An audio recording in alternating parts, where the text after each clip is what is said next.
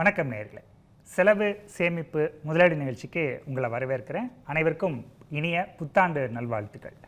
இந்த புத்தாண்டில் நம்ம சேமிக்கிறதுக்கு என்ன செய்யணும், எதிலெல்லாம் இன்வெஸ்ட் பண்ணலாம், லாபத்தை நிறைய அள்ளி தரப்போகிற முதலீடுகள் எவை, அதை பற்றி இன்றைக்கி பேச போகிறோம். அதே மாதிரி எதிர்காலம் சிறப்பாக இருப்பதற்கு என்ன செய்யலாம், மியூச்சுவல் ஃபண்டில் இருக்கக்கூடிய முத்தான வாய்ப்புகள் என்னென்ன அப்படிங்கிறது தான் இன்றைய பேசுபொருள். நேர்களோட கேள்விகளுக்கு பதிலளிப்பதற்காக பொருளாதார வல்லுநர் திரு சொக்கலிங்கம் பழனியப்பன் அவர்கள் நம்மோடு இணைந்திருக்கிறார். அவரை நிகழ்ச்சிக்கு வரவேற்கலாம். சார் வணக்கம். வணக்கம். வணக்கம் சார்கிட்ட போகிறதுக்கு முன்னாடி நேர்களே, நீங்கள் திரையில் தெரிகிற நம்பரை பார்த்து அழைக்கலாம், உங்கள் சந்தேகத்தை கேட்கலாம். டிவி வால்யூமை மியூட் பண்ணிடுங்க. டிவியை பார்க்காம ஃபோனில் கவனம் வச்சு பேசுங்க. அப்போ தான் நீங்கள் பேசுகிறது எங்களுக்கு கேட்கும், சார் சொல்கிறது உங்களுக்கு கேட்கும். சார், இப்போ பொதுவாக புத்தாண்டில் நமக்கு எல்லாருக்கும் ஒரு கோல் இருக்கும். ஃபாலோ பண்ணுறோமோ இல்லையோ ஒரு கோலை செட் பண்ணிக்கிறோம். படிப்பாகட்டும், விளையாட்டாகட்டும், எல்லாத்துலேயும் ஒரு கோல் ஃபிக்ஸ் பண்ணிக்கிறோம். ஆனால் ஃபைனான்ஸில் கோலுங்கிறது ரொம்ப முக்கியமான ஒரு விஷயமா இருக்குது. நாட்டுக்காக இருக்கட்டும், அரசாங்கத்துக்காக இருக்கட்டும், தனி மனிதனுக்காக இருக்கட்டும். அப்போ எனக்கான கோலை நான் எப்படி ஃபிக்ஸ் பண்ணிக்கிறது? ஜென்ரல், அதாவது இப்போ ஒவ்வொரு வயதுலேயும் இந்த கோல் இலக்கு அப்படிங்கிறது மாறிக்கொண்டே இருக்கும். ஸோ இப்போ ஒரு காலேஜ் அட்மிஷன் முடித்து நான் வெளியில் வந்தோன்னே எனக்கு வேலை கிடைக்கணும், நல்ல வேலை கிடைக்கணும். வேலை கிடைச்சின்னா தென் அதுக்கு அடுத்தாற் போல் நான் என்னென்ன பண்ணணும் அப்படிங்கிறது ஃபினான்ஷியல் ஐட்டம்ஸ் நிறைய வரும். ஒரு இளைஞர் வெளியில் வர்றாரு அப்படின்னா அவங்களுக்கு மேரேஜ். ஸோ அதுக்கு முன்னால், மேரேஜுக்கு முன்னால் நான் ஒரு வெஹிக்கிள் வாங்கணும், நான் ஒரு ஆப்பிள் ஐபேடு வாங்கணும், சின்ன சின்ன கோல்ஸு. ஸோ ஃபோன் வாங்கணும், லேப்டாப் வாங்கணும், பைக்கு வாங்கணும், அல்லது கார் வாங்கணும். அப்புறம் என்னுடைய மேரேஜ் எக்ஸ்பென்சஸ்ஸு, அதுக்கப்புறம் என்னுடைய ஃபேமிலி வெல்ஃபேர், குழந்தைகள், அது all those things plus retirement. இது எல்லாமே ஒரு அடுத்தடுத்தாப்பில் வந்துக்கிட்டே இருக்கும். பட் என்னென்னு பார்த்தீங்கன்னா, அந்த ஒரு 21 வயது இளைஞரோ அல்லது 25 வயது இளைஞரோ இது அந்த டயத்துலேயே ஆரம்பிச்சிட்டாருன்னா, இதற்கு முந்தைய ஜென்ரேஷன் இதெல்லாம் பண்ண முடியாமல் கஷ்டப்பட்டாங்க. ஏன்னா அவங்களுக்கு வருமானமே குறைவாக இருந்தது. ஒரு 25 வருஷத்துக்கு முன்னால், 30 வருஷத்துக்கு முன்னாலெல்லாம் எடுத்துக்கிட்டிங்கன்னா, இந்தியா இன்றைக்கி இருக்கிற அளவுக்கு ஒரு பொருளாதார அளவில் ஒரு உயர்வாகவும், சம்பளங்கள் இன்றைக்கி இருக்கிற அளவு, அந்த அளவு வாய்ப்புகள் இன்றைக்கி இருக்கிற அளவு, இது எல்லாமே இல்லை ஒரு 30 வருடத்துக்கு முன்னால். கடந்த 20-30 வருடங்களாக பணப்புழக்கம் நன்றாக இருக்கிறது, வேலைவாய்ப்புகள் நன்றாக இருக்கிறது. ஸோ மக்கள் கையில் சர்ப்ளஸும் இருக்குது. ஏன்னா இப்போ நம்ம இன்வெஸ்ட்மெண்ட்னு சொன்னால் உடனே சர்ப்ளஸ் எங்கேம்பாங்க. ஸோ அந்த சர்ப்ளஸ் இருக்கையில் தான் பண்ண முடியும். ஸோ இன்றைய இளைஞர்கள் இது ஒரு 20, அவங்க அப்பாவை விட, அவங்க அப்பா காலங்களை விட இன்றைக்கி they are well off comparatively. ஏன்னா அப்போ அவங்க பெற்றோர்கள் காலத்தில் என்ன நடந்துச்சுன்னா, அந்த பெற்றோர்கள் அவங்களுடைய பெற்றோர்களை பார்க்க வேண்டியதாக இருந்துச்சு, தங்களுடைய வாழ்க்கையை கவனிச்சிக்க வேண்டியதாக இருந்துச்சு, ஃப்யூச்சர் ஜென்ரேஷனுக்கும் கொடுக்க வேண்டியதாக இருந்துச்சு. பட் இன்றைக்கி உள்ள இளைஞர்களுக்கு தங்களுடைய பெற்றோர்களை கவனிக்கணுங்கிற அளவுக்கு நெசசிட்டி இல்லை. பிகாஸ் அவங்க father mother they are well off, இவங்க கையில் சர்ப்ளஸ் இருக்குது. ஸோ அப்படிங்கையில் இன்றைக்கி ஒரு மிடில் கிளாஸ்லாம் பார்த்தீங்கன்னா, அவங்க வேலைக்கு சேர்ந்தோன்னா அவங்க கையில் சர்ப்ளஸ் இருக்குது, அவங்க சேமிக்க ஆரம்பிக்கலாம். அந்த கோலை என்ன வேணாலும் ஃபிக்ஸ் பண்ணிக்கலாம். நிறைய இளைஞர்கள் நான் டூர் போகணும்னு ஃபிக்ஸ் பண்ணுறாங்க, ஃபாரின் டூர் போகணும்னு ஃபிக்ஸ் பண்ணுறாங்க, நல்ல கார் வாங்கணும்னு ஃபிக்ஸ் பண்ணுறாங்க. அண்ட் ப்ளஸ் ஒரு ஃபேமிலி வேல வந்த பிறகு குழந்தைகளுக்கான எதிர்கால நலன்கள், இவங்களுடைய ரிட்டையர்மெண்ட்டு, வீடு வாங்கணும் அப்படிங்கிறது இன்றைக்கி எல்லாருக்கும் ஒரு பெரிய இலக்கு ஆல் இண்டியா லெவலில். ஸோ இந்த கோல்ஸ் எல்லாம் தான் வெரி காமன் கோல்ஸ் ஃபார் எந்த பர்சன் எடுத்தீங்கன்னாலும் இந்த ஆசைகள் இருக்கும், இதெல்லாமே இருக்கும். தொடர்ந்து பேசலாம். ஒரு நேயர் இருக்காங்க, பேசுகிறோம். சந்திரகுமார் மதுரையிலேருந்து. வணக்கம், உங்கள் கேள்வியை கேளுங்க. சார் வணக்கம். சார் வணக்கம். சார் கொஸ்டின் ஒரு மியூச்சுவல் ஃபண்ட் ஃப்ளெக்ஸில போட்டோம் சார். அது யதார்த்தமா பேங்க்ல அது அந்த எங்களுக்கு பண்ணி கொடுத்தவரு இறந்துட்டாரு. அவர் இறந்ததுக்கு அப்புறம் அவங்க பொண்ணு தொடர்ந்து எடுத்து நடத்தல, அதை அப்படியே விட்டுட்டாங்க. எங்களுக்கு அது இன்னொருத்தர் நாங்க அது என்ன ஸ்டேட்டஸ் பாக்குறோம்னு கொண்டு போகும்போது ஒரு 7 months எங்களுக்கு எஸ்பிஐல தான், ஸ்டேட் பேங்க்ல டெபிட் ஆகல amount. Okay. And followed by எனக்கு கேஒய்சி இல்லைன்னு ஸ்டாப் பண்ணி இருக்கிற மாதிரி இருக்குது. இப்ப இந்த 7 monthsக்குள்ளது இப்ப திருப்பி நாங்க பேர் வருது 7 monthsல எனக்கு அது திருப்பி அந்த கேப் அரேஞ்ச் பண்ற மாதிரி, இப்ப நம்ம போய் பேங்க்ல சொன்னா இல்ல மியூச்சுவல் ஃபண்ட்ல போய் சொன்னா அது அப்படி பண்ண முடியாதுங்கிற மாதிரி சொல்றாங்க. அது என் ஒய்ஃப் பேர்ல போட்டது சார். அது 7 months கேப்ல இருக்கு, டிஸ்கண்டினியூ ஆகி இப்ப திருப்பி போய் இது பண்ணிருக்காங்க. இப்ப என்னோடது கேஒய்சி இல்லைன்னு ஸ்டாப் ஆகவே ஆயிருக்கு. அதுக்கு ஏதோ பேன் கார்டு ஆதார் கார்டுல நேம் கொஞ்சம் மாறி இருக்கு, இன்ஷியல் மாறி இருக்கு, டேட் ஆஃப் பர்த் மாறி இருக்கு, அதெல்லாம் அப்டேட் ஆனாதான் கண்டினியூ பண்ண முடியுங்கிற மாதிரி ஒரு சிச்சுவேஷன் இருக்கு சார். சரி, எத்தனை வருஷம் எல்லாரும் கட்டினீங்க? கைவிட்டா சார் எத்தனை வருஷம் கட்டினீங்க? நான் ஒரு 1.5 years கட்டியிருப்பேன் சார். 1.5 வருஷம். ஆமா சார். நான் இசிஎஸ் பேங்க்ல கொடுத்த மாதிரி எனக்கு ஒரு ஐடியா இருந்ததுல அது போய்கிட்டு இருக்கும்னு சொல்லி அவர் இறந்ததுக்கு அப்புறம் கூட நான் பெருசா அதை எடுத்துக்கல. எங்க வீட்டுல இருந்து ஒரு 3 வீடு தள்ளி ஒரு கேட்போம் சார். 1.5 வருஷம் கட்டியிருக்காரு, நடுவில் அந்த ஃபண்ட் மேனேஜர் தானதுனால பிரேக் ஆயிடுச்சு, கண்டினியூ பண்ண முடியல அப்படிங்கிறாரு. இவருக்கு உள்ளது வந்து அதாவது அந்த டிஸ்ட்ரிபியூட்டர் வந்து ஹூமவர் அட்வைசரோ டிஸ்ட்ரிபியூட்டரோ அவங்க வந்து இறந்துட்டாங்க, அதனால நான் இப்போ என்ன பண்ணுறது அப்படின்னு கேட்குறாங்க. இடையில கட்டாயிருக்கு. ரெண்டு கேள்விகள், ஒன்று இவருக்கு ஒன்று, இவர் மனைவிக்கு ஒன்று. கேஒய்சி இவருக்கு இல்லை அப்படின்னா கேஒய்சியில் வந்து இப்போ என்ன பண்ணுறாங்கன்னா பேன் கார்டில் உள்ள நேமும் ஆதார் கார்டில் உள்ள நேம் பேங்க்கில் உள்ள நேமு எல்லாம் ஒரே மேட்ச் ஆகணும். ஸோ ஒரே மாதிரி இருக்கணும். இவருக்கு ஒரு வேளை அப்படி இல்லை அப்படின்னா அந்த கேஒய்சி பண்ணுறதுல கொஞ்சம் சிரமம் இருக்கும். ஸோ அதனால் வந்து இப்போ ஒன்று வந்து இவர் என்ன பண்ணலாம் அப்படின்னா அவருடைய நேமை வந்து எல்லா இடத்துலையும் ஒரே மாதிரி மாற்றிடலாம். இன்றைக்கி அது பாசிபிள். ஓகே. ஸோ அது வந்து இப்போ ஆதார் மையத்துக்கு போய் இ-சேவை மையத்துக்கு போய் அவருடைய ஒரு பாஸ்போர்ட் எடுத்துகிட்டு போனார்னா பாஸ்போர்ட்டில் ஃபுல் நேம் இருக்கும். அந்த ஃபுல் நேமை கொடுத்து ஆதார் கார்டில் அதே மாதிரி ஃபுல் நேமை மாற்றிடலாம். அதற்கு அடுத்தாற் போல் பேன் கார்டுலையும் அதே மாதிரி ஆதார் கார்டை வச்சு பேன் கார்டில் நேமாக மாற்றிடலாம். இது ரெண்டுலையும் மாற்றின பிறகு பேங்க்லேயும் அக்கௌண்ட்லேயும் நேமாக மாற்றிடலாம். ஸோ ஃபஸ்ட்டு திங் அது செய்யத்தான் வேணும். செஞ்சிடறது நல்லது, ஃப்யூச்சரில் ப்ராப்ளம் இல்லாமல் இருக்கும். அதை பண்ணிவிட்டு கேஒய்சி அப்டேட் பண்ணால் ஆகிடும். அவருக்கு வெளியில் அங்கே ஒருத்தர் ஹெல்ப் எடுத்துக்கலாம், வேறெவர் ஹி இஸ் அங்கே ஒரு ஹெல்ப் எடுத்துக்கலாம். அப்படி இல்லாத பட்சத்தில் நம்ம செஞ்சு கொடுக்கலாம். That is different. பட் ஜென்ரலாக என்ன சொல்ல வரேன்னா அது எல்லா இடத்துலையும் பண்ண முடியும். அதுக்கு ஒரு ஹெல்ப் கொஞ்சம் தேவைப்படலாம். அதை பண்ணி இவருடைய எஸ்ஐபியை தொடரலாம், மியூச்சுவல் ஃபண்ட் முதலீடை தொடரலாம். ஸோ அது இன்றைக்கி எல்லாருக்கும் வர்ற ப்ராப்ளம் தான், இவருக்கு மட்டுமல்ல. இது மாதிரி இப்போ மனைவிக்கு வந்து ஒரு 7 மாதமாக பணம் எடுக்காமல் போயிடுச்சு, அந்த இசிஎஸ்ஓ வாட் எவர் ப்ராப்ளம் இருக்குங்கிறாரு. அது எந்த ஃபண்ட் ஹவுஸு என்ன ப்ராப்ளம்னு பார்த்துட்டு கடந்த 7 மாதம் எடுக்காத பணத்தை இப்போ ஒன் டைமாக ஒரு 5000 ரூபா போட்டிருக்காருன்னு வச்சுங்களேன். 7 மாதத்துக்கு 35,000 ரூபா போயிருக்காது. இப்போ ஸ்டில் மார்க்கெட் ரொம்ப பெருசாக ஏறலாம், அதனால கவலைப்பட வேண்டாம். அந்த 35,000 ரூபாயை ஒன் டைமாக இன்வெஸ்ட்மெண்ட் பண்ணிவிட்டு திருப்பி அந்த இசிஎஸ்ல எங்கே பிரச்சனை இருக்கோ, ஒன்று பேங்க்கில் பிரச்சனை இருக்கலாம், இல்லை மியூச்சுவல் ஃபண்டில் பிரச்சனை இருக்கலாம், அதை சரி செஞ்சிட்டோம்னா திருப்பி ரெகுலர் ஆகிடும். அதனால் அது ஒரு பெரிய பிரச்சனை இல்லை, சால்வ் பண்ணக்கூடியது. நன்றி அழைத்தமைக்கு. அடுத்த நேயர் நெல்லையிலேருந்து ஜான்சன். வணக்கம், உங்கள் கேள்வியை கேளுங்க சார். ஹலோ, தொடர்ந்து பேசுங்க. வந்து தமிழ்நாடு கவர்மெண்ட்லேருந்து ஒர்க் பண்ணி ரிட்டையர்ட் ஆயிட்டேன் சார். இப்போ வந்து எனக்கு வந்து ஃபர்தராக வந்து பென்ஷன் இந்த மாதிரி இது இல்லாமல் இருக்கனால வந்து என்னுடைய டெபாசிட்டை வந்து எதில் பண்ணால் மந்த்லி இன்கமுக்கு வாய்ப்பாக இருக்கும் அப்படிங்கிறது தான். சரி, ஓகே. மந்த்லி இன்கமுக்கு என்னெல்லாம் பண்ணலாம் அப்படின்னு ரிட்டையர்ட் பீப்புள். ஸோ அவர் வந்து ரொம்ப கன்சர்வேட்டிவ் அப்படின்னா போஸ்ட் ஆஃபீஸ் ரிலேட்டடு 60 வயதுக்கு மேலே ஆயிடுச்சு அப்படின்னா போஸ்ட் ஆஃபீஸு பேங்க்கில் சீனியர் சிட்டிசன் சேவிங்ஸ் ஸ்கீம்னு கொடுக்குறாங்க. சீனியர் சிட்டிசன் சேவிங்ஸ் ஸ்கீமில் போட்டுட்டு அது ரெகுலராக ஒரு எவ்ரி குவார்ட்டர் அது மாதிரி வந்துக்கிட்டே இருக்கும். அதுக்கு ஒரு ஹையர் இன்ட்ரெஸ்ட் ரேட்டும் இப்போ கிடைக்கிது இன்னும். ஸோ அதனால் வந்து தட் இஸ் குட். அது வந்து ரொம்ப கன்சர்வேட்டிவாக இருக்குது அவங்களுக்கு. இல்லை இப்போ எனக்கு ஓரளவு பென்ஷன் வருது அல்லது வேறு வருமானங்கள் இருக்குது, இன்னும் கொஞ்சம் எனக்கு க்ரோத் வர்ற மாதிரி வேணும் அப்படின்னா மியூச்சுவல் ஃபண்ட்ஸில் வந்து ஐடிசிடபிள்யூன்னு இருக்குது. அதாவது டிவிடெண்ட் ஆப்ஷன் பழைய காலத்தில் சொன்னோம், இப்போ அதை வந்து ஐடிசிடபிள்யூன்னு சொல்கிறோம்.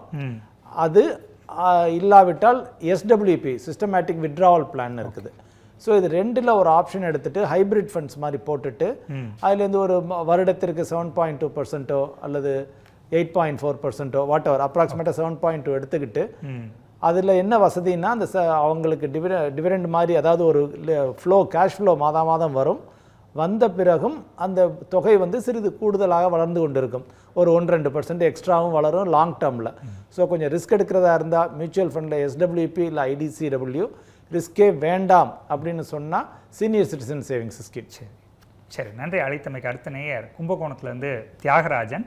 வணக்கம், உங்கள் கேள்வியை கேளுங்க சார். வணக்கம் சார். என்னுடைய கேள்வி பார்த்தீங்கன்னா ஒரு சாமானிய மக்களுக்கான கேள்வி தான் இருக்குது. இப்போ எல்லாரும் பார்த்தீங்கன்னா மியூச்சுவல் ஃபண்ட் வந்து கவர்மெண்ட் செக்டர் பணக்காரவங்க இவங்களுக்கு மட்டும்தான். சார், உங்கள் ஆடியோ கிளியரா இல்லை சார். வணக்கம் சார், கேட்குதுங்களா சார்? இப்போ மியூச்சுவல் ஃபண்ட் பார்த்தீங்கன்னா எல்லாருக்கும் வந்து பணக்காரவங்களுக்காகவும் இல்லை கவர்மெண்ட் எம்ப்ளாய்க்காக இருக்கிறதா ஒரு தவறான புரிதல் இருக்கு. இப்போ நாங்கள் பார்த்தீங்கன்னா ஒரு பிரைவேட் செக்டரில் ஒரு மாதம் ஒரு 20 ரூபா வாங்கக்கூடிய ஒரு ஆர்டினரி மிடில் கிளாஸ் தான். எங்களுக்கு இந்த மியூச்சுவல் ஃபண்ட்ஸில் ஏதாவது ஒரு பிளான் இருக்குங்களா? எங்களால் பண்ண முடியுங்களா? சரி, தாராளமாக. அதாவது மியூச்சுவல் ஃபண்டுங்கிறது வந்து பணக்காரர்களுக்கானது அல்ல. மியூச்சுவல் ஃபண்டுகள் வந்து ஏழைகளுக்கு அல்லது நடுத்தர மக்களுக்காக, ரீட்டைல் இன்வெஸ்டர்ஸுக்காக தான் அது. எந்த அளவுக்கு மியூச்சுவல் ஃபண்டில் உங்களுக்கு வசதி இருக்குன்னா, as low as 99 rupees per month, மாதம் 99 ரூபா 100 ரூபா அந்த ரேஞ்சில் கூட நீங்கள் செலுத்தலாம். மாதம் 500 ரூபா செலுத்தலாம், 1000 ரூபா செலுத்தலாம், எல்லாமே செய்யலாம். ஸோ அதனால் ஏழை பணக்காரங்கிறது கிடையாது. மியூச்சுவல் ஃபண்ட் எல்லாருக்குமே ஒரே மாதிரி தான். ஸோ தாராளமாக நீங்கள் போட்டுக்கலாம். அதாவது இப்போ ரிட்டையர்மெண்ட் ஃபண்டுன்னு இருக்குது, சில்ட்ரன்ஸ் கிஃப்ட் ஃபண்டுன்னு இருக்குது, குழந்தைகளுடைய எஜுகேஷனுக்காக சில்ட்ரன் ஃபண்டுன்னு இருக்குது. நீங்கள் ஒரு 60 வயதுக்கு மேலே உங்களுக்கு ரிட்டையர்மெண்ட்டுக்கு ஒரு பென்ஷன் மாதிரி எடுத்துக்கிறதுக்கான வசதிகள் ரிட்டையர்மெண்ட் ஃபண்டுன்னு இருக்குது. இது ரெண்டுமே வந்து டு ஸ்டார்ட் வித், ஏன்னா உங்களுக்கு ஈஸியாக புரியும். ரிட்டையர்மெண்ட்னு போட்டிங்கன்னா இது ரிட்டையர்மெண்ட்டுக்காக, சில்ட்ரன்னா சில்ட்ரன் ஃபண்டு, குழந்தைகள் நலனுக்காக போட்டிருக்கோம்னு இது மாதிரி ஃபண்டுகளில் ஸ்டார்ட் பண்ணிக்கோங்க. அவ்வாறு இல்லை என்றால் ஜென்ரல் கேட்டகரியில் வந்து multi cap funds, large and mid cap ஃபண்ட்ஸுன்னு இருக்குது. இதில் எல்லாமே நீங்கள் ஒரு 500 ரூபா 1000 ரூபாயிலேருந்து ஸ்டார்ட் பண்ணலாம். ஸோ அது ஸ்டார்ட் பண்ணிக்கோங்க. உங்கள் சம்பளம் 30,000 ஆகட்டும், 20,000 ஆகட்டும், 500, 1000, 2000, 3000 இன்றைக்கி யாராலையும் போட முடியும் இந்தியாவில். ஸோ அப்படிங்கிறத தாராளமாக அதில் ஸ்டார்ட் பண்ணிக்கோங்க. அதுக்கு கேஒய்சின்னு ஒன்று பண்ணணும், பேங்க் அக்கௌண்ட் இருக்கணும், பேன் கார்டு இருக்கணும், ஆதார் கார்டு இருக்கணும். இதுதான் compulsion. Other than that any one can start. சரி, நன்றி. அடுத்த நேயர் புதுக்கோட்டையிலேருந்து மலையரசன். வணக்கம், உங்கள் கேள்வி கேளுங்க. இணைப்பில் இருக்கிறீங்க. ஹலோ, வணக்கம். மலையரசன், டிவி பார்க்காதீங்க. சரி சார். இருக்கேன் சார். ஃபோனில் சார் நான் இன்வெஸ்ட்மெண்ட் நிறையா பண்ணியிருக்கேன் சார். எஸ்ஐபி நிறையா பண்ணியிருக்கேன் சார். பார்க்கல சார். இல்லை நீங்கள் டிவி வால்யூமை மியூட் பண்ணிடுங்க. டிவியை பார்க்காம ஃபோனில் கவனம் வச்சு பேசுங்க சார். மியூச்சுவல் ஃபண்ட் கொஞ்சம் இன்வெஸ்ட் பண்ணியிருக்கேன் சார். எஸ்ஐபி நிறையா போட்டிருக்கேன் சார். சரி. இப்போ ஷார்ட் டைமில் கொஞ்சம் ஓரளவுக்கு இன்வெஸ்ட் பண்ணியிருக்கேன். லாங் டைம் இது பெஸ்ட்டாக இருக்குது சார்ட்டு கேட்டால் பரவாயில்ல பார்க்க இருந்தேன். லாங் டேர்மில் என்ன பண்ணலான்னு கேட்குறீங்க? ஆமாம் சார், கொஞ்சம் லாங் டைமில் கொஞ்சம். லாங் டேர்மில் அவர் எஸ்ஐபியாக பண்ணுறாரு, பண்ண விருப்பப்படுறாரு, கொஞ்சம் அதீத லாபம் வேணும், அதிக ரிஸ்க்குடன் கூடிய அதிக லாபம். ஸோ ஏன்னா ரிஸ்க்கும் ரிட்டர்னும் ஒன்றும் ப்ரொப்போஷனல். ஸோ அதனால் வந்து அப்படின்னு பார்த்தாருன்னா small cap funds, mid cap ஃபண்ட்ஸில் வந்து முதலீடு செய்யலாம். லாங் டேர்மில் நல்லாயிருக்கும், ரிட்டர்ன்ஸ் நல்லாயிருக்கும். இல்லை மொத்தமாக போட விரும்புகிறாங்க, 5 லட்சம் 10 லட்சம் 1 லட்சம் வாட்டவர், ஒன் டைமாக பல்க் இன்வெஸ்ட்மெண்ட்னு சொல்லுவோம், அல்லது ஒன் டைம் இன்வெஸ்ட்மெண்ட்னு சொல்லுவோம். ஸோ ஒன் டைமாக இன்வெஸ்ட்மெண்ட் பண்ண விரும்புகிறாங்க அப்படின்னா மல்டி கேப் ஃபண்டுன்னு ஒரு கேட்டகரி இருக்குது.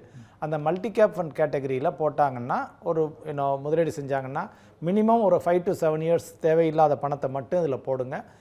அண்டு ஸ்மால் கேப் மிட் கேப்பில் மினிமம் 7 years தேவையில்லாத பணத்தை போடுங்க. ஸோ மல்டி கேப் வந்து மோர் தேன் 5 years தேவையில்லாத பணத்தை போட்டிங்கன்னா ஒரு நல்ல வருமானத்தை தரும். டெஃபினட்டாக இடையில ஏற்ற இறக்கம் இருக்கும், சந்தையை பொறுத்து. அது கவலைப்படாதீங்க. லாங் டேர்மில் you will be a winner. சரி, அடுத்த நேயர் கவிதா கோவையிலேருந்து. வணக்கம், உங்கள் கேள்வியை கேளுங்க. சார் வணக்கம் சார். கவிதா. எஸ் சார், நான் உங்களுக்கு ஆடிபிளாக இருக்காங்க சார் நான் பேசுகிறது. உங்கள் கேள்வியை கேளுங்க. ஓகே சார், கவிதாங்க சார், கோயம்புத்தூர்லேருந்து பேசுகிறேன். நான் இப்போ தான் நியூ இல்லைம்மா, ஆடிபிளாக இல்லை. ஓகே, கொஞ்சம் லவுடராக பேசுங்க. இப்போ ஆடிபிளாக இருக்காங்க சார். சொல்லுங்க. பேசுகிறேங்க சார். கவிதாங்க சார், கோயம்புத்தூர்லேருந்து பேசுகிறேங்க. இப்போ நான் பாண்ட்ஸில் கொஞ்சம் இன்வெஸ்ட் பண்ணியிருக்கேன். இதுக்கு முன்னாடி எஸ்ஐபி சிஸ்டமேட்டிக் இன்வெஸ்ட்மெண்ட் பிளான் போயிட்டு இருந்தது. சரி, பாண்ட்ஸில் கொஞ்சம் சேஃபர் சைட் பார்க் பண்ணலான்னு இன்வெஸ்ட்மெண்ட் பண்ணியிருக்கேங்க. நானே வந்து பார்த்தீங்க அப்படின்னா போர்ட்டல்ஸில் லாகின் பண்ணி என்னுடைய ரிலேட்டிவ்ஸோட அட்வைஸில் பண்ணிட்டு இருக்கேன். இப்போ ஏஎம் ஸ்டேபிள், செக்யூர், கிறிஸ்டல் அந்த மாதிரி இருக்கக்கூடிய லிஸ்டட் பாண்ட்ஸ்லாம் பண்ணியிருக்கேன். பட் ஈவன் தோ எனக்கு கொஞ்சம் டவுட் இருக்குது, எந்த மாதிரி இன்வெஸ்ட்மெண்ட் போகலாம், கன்ஃபார்மாக they will whether it is risk or risk free, கண்டிப்பாக கொடுப்பாங்களா? அவங்க டென்யூர் வந்து பார்த்தீங்கன்னா 1 year 11 months சார், 1 year. இல்லைங்க, எஸ்ஐபியில் போட்டிருக்கீங்க அப்படித்தானே? ஆல்ரெடி எஸ்ஐபியில் போட்டேங்க சார், அது ஒரு சைட் போயிட்டு இருக்கு. இப்போ வந்து பாண்ட்ஸில் கொஞ்சம் அமௌண்ட்டை பார்க் பண்ணலாம். ஓகே, வேற எங்கேயாவது வேற எதில் இன்வெஸ்ட் பண்ணலான்னு கேட்குறீங்க?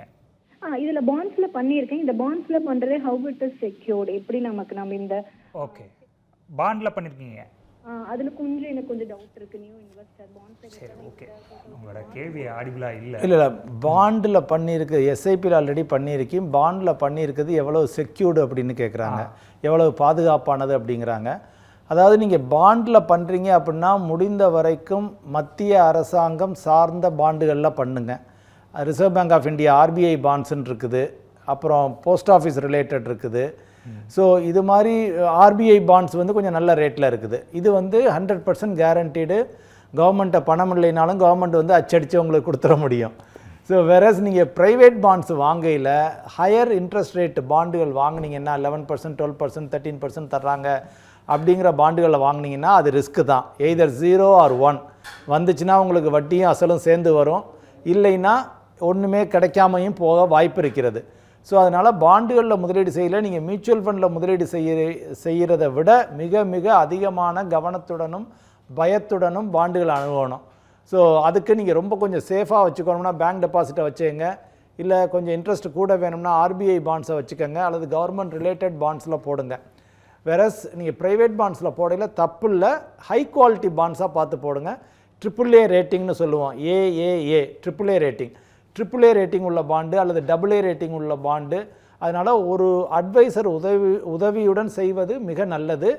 ஏன்னா பாண்டில் ரிஸ்க் இருக்குது, எல்லோரும் ரிஸ்க் இல்லைன்னு சொல்லுவாங்க, பட் மியூச்சுவல் ஃபண்டுகளை விட பாண்டில் அதிகம் ரிஸ்க் இருக்குது. ஆனால் மியூச்சுவல் ஃபண்டில் வந்து சந்தையை பொறுத்து ஏற்ற இறக்கம் தான் ஏற்படும், உங்கள் அசல் காணாமல் போகாது.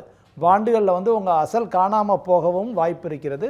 So be careful. சரி, நன்றி. அடுத்த நேயர் சென்னையிலேருந்து சோபனா. வணக்கம், உன் கேள்வி கேளுங்க. சார் வணக்கம் சார். தொடர்ந்து பேசுங்கம்மா. சார் நான் சென்னையிலேருந்து பேசுகிறேன். இப்போ நம்ம FDல வந்து 1 lakh அப்படி இன்வெஸ்ட் பண்ணுறோம்ல சார், சரி, அந்த மாதிரி லம்சம் அமௌண்ட் வந்து மியூச்சுவல் ஃபண்டில் இன்வெஸ்ட் பண்ண முடியுமா? அதை ஒன் டைம் இன்வெஸ்ட்மெண்ட்னு சொல்லுவோம், அல்லது பல்க் இன்வெஸ்ட்மெண்ட்னு சொல்லுவோம். SIP மாதம் உங்களுக்கு வருமானம் வருது, அதுலேருந்து ஒரு போர்ஷனை SIP மூலம் முதலீடு பண்ணுறீங்க.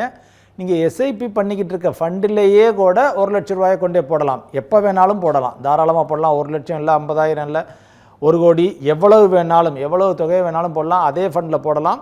அப்படி இல்லாவிட்டால் இன்னொரு ஃபண்டில், சரி நான் இதில் SIP போகட்டும், நான் இன்னொரு ஃபண்டில் மொத்தமாக போடுறதா அப்பப்போ நான் போட்டுக்கிறேன் அப்படின்னு சொல்லிட்டு இன்னொரு ஃபண்டை சூஸ் பண்ணிவிட்டு அதுலேயும் தாராளமாக போடலாம்.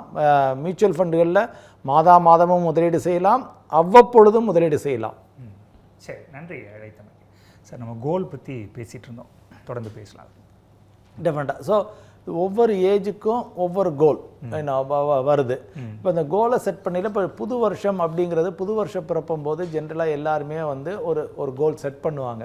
இந்த வருஷம் நான் இது வரைக்கும் சேமிக்கவே இல்லை, இந்த வருஷம் சேமிக்க ஆரம்பிக்கணும், இது வரைக்கும் முதலீடு செய்யவே இல்லை, இந்த வருஷம் முதலீடு செய்யணும், அல்லது என்னுடைய செலவை குறைக்க வேண்டும், ஏன்னா நான் அதிகமாக செலவு செஞ்சுக்கிட்டு இருக்கேன், எனக்கு வர்றதுக்கு மேலே வரவுக்கு மேலே செலவாகிக்கிட்டு இருக்குது, ஸோ என்னுடைய எக்ஸ்பென்சஸை நான் கண்ட்ரோல் பண்ணணும் அப்படின்னு சொல்லிட்டு.